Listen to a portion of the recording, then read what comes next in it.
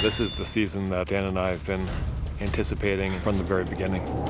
We're still casting more than we're killing. There are a lot of tremendous new characters we're very excited about coming forward. Lady Olenna, played by the amazing Diana Rigg, and there's a lot of new faces this year, as well as all the old faces. It is my honor to present my grandmother, the Lady Olenna of House Tyrell. Olenna is the matriarch of the Tyrell family. She's in charge, and you're not in any doubt the minute you meet her. She's very forceful. She doesn't mince her words. She's witty, which always is fun to play. I don't care what people believe, and neither do you. As an authority on myself, I must disagree. It sort of goes without saying that the men aren't worth as much. I haven't got half the brain cells in the Tyrell family that the women do. Loris is young and very good at knocking men off horses with a stick. That does not make him wise. She doesn't think too highly of them, men in general, in fact. She thinks the world would be better if it were run by women. I think the audience will see her as a kind of female equivalent to Tywin Lannister. She is the driving force of the whole family. It's going to be very interesting seeing what her presence in King's Landing brings to the whole dynamic of Game of Thrones. Do you have a name? This one's name is Missandei, Your Grace. She's Krasnis, the slave master for the Unsullied's right-hand girl.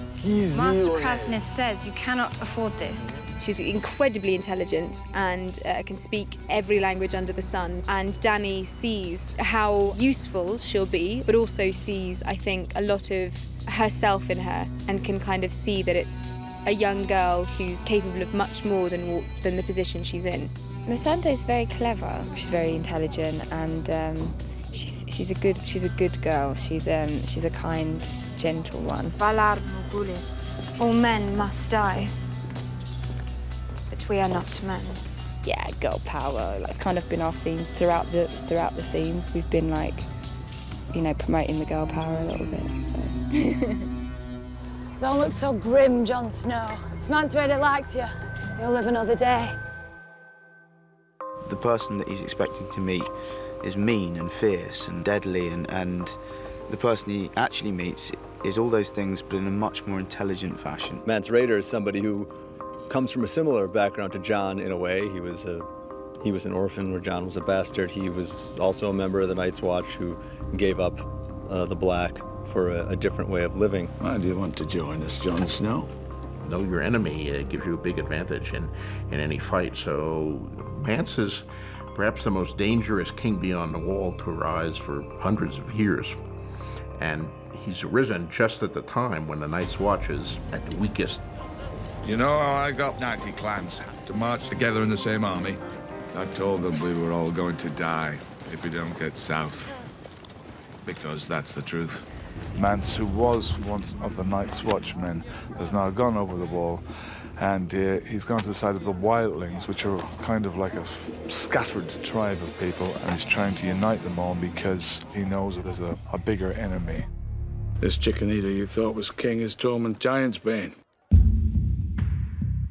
Tormund is a larger-than-life figure. He's one of the leaders of the Free Folk. He was one of the people that Mance had to subdue because he was not a man who listened to anybody. And Mance managed to win his allegiance, and Tormund has been one of his most loyal lieutenants, so to speak, ever since. The funny thing is that Jon Snow thinks that I'm Mance Rayder. I'm mocking Mance Rayder because I look more kingly than him. But Tormund finds a great liking in Jon Snow, becomes fond of him. That's how Tormund is, you know. He goes for the gut feeling. I like you, boy. But if you lie to me, I'll pull your guts out through your throat. They quite like each other. They respect each other. He likes people not being scared of him. He's no crow. Just because you want him inside you, don't make him one of us. Orell, he doesn't believe Jon at all, and he's making life pretty uneasy on him. We are the bad cop and the good cop.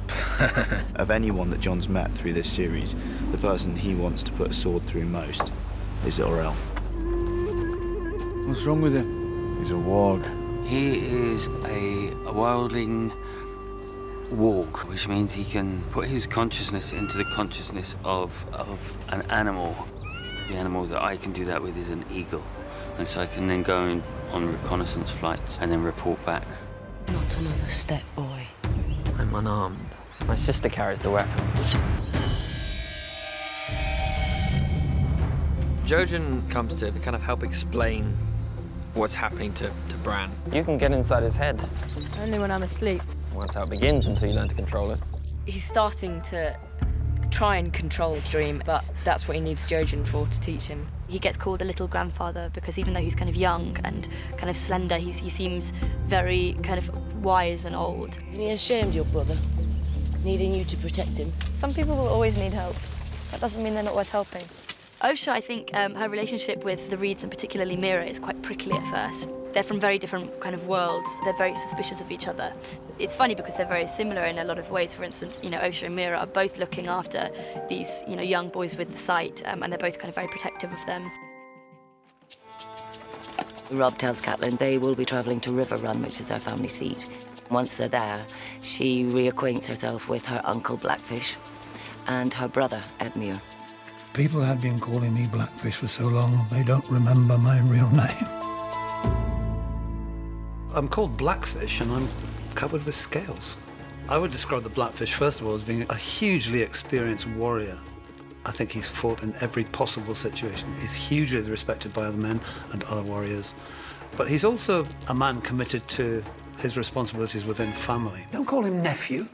He's your king. Blackfish understands I've been elected king amongst my men, and I must have done something right for so many men to have followed me into battle, and I think the Blackfish understands that, and there's a level of respect. I meant him no disrespect. You're lucky I'm not your king.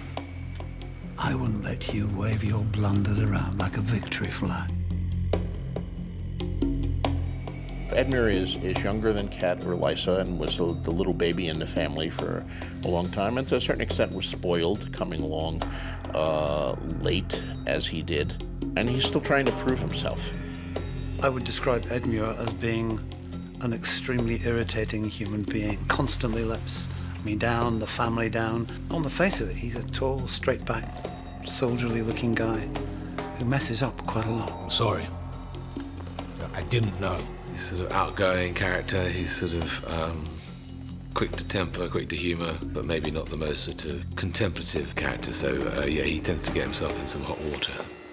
Who are you?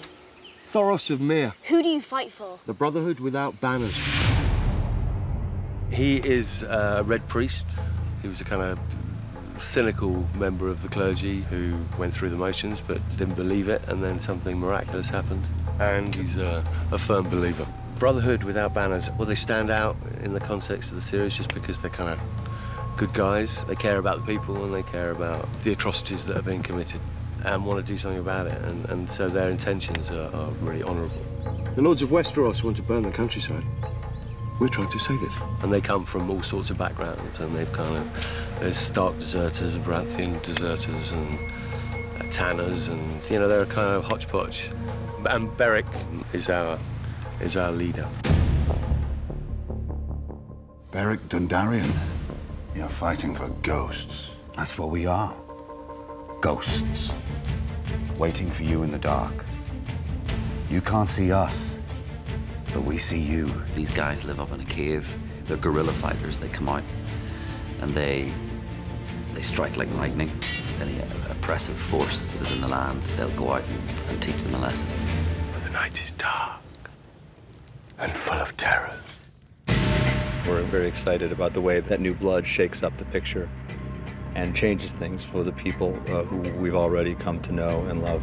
I remember saying, God, if we ever got this far, if we ever actually could make this into a series, and if we ever got far enough to get to these scenes, I could die happy. And here we are, we finally made it.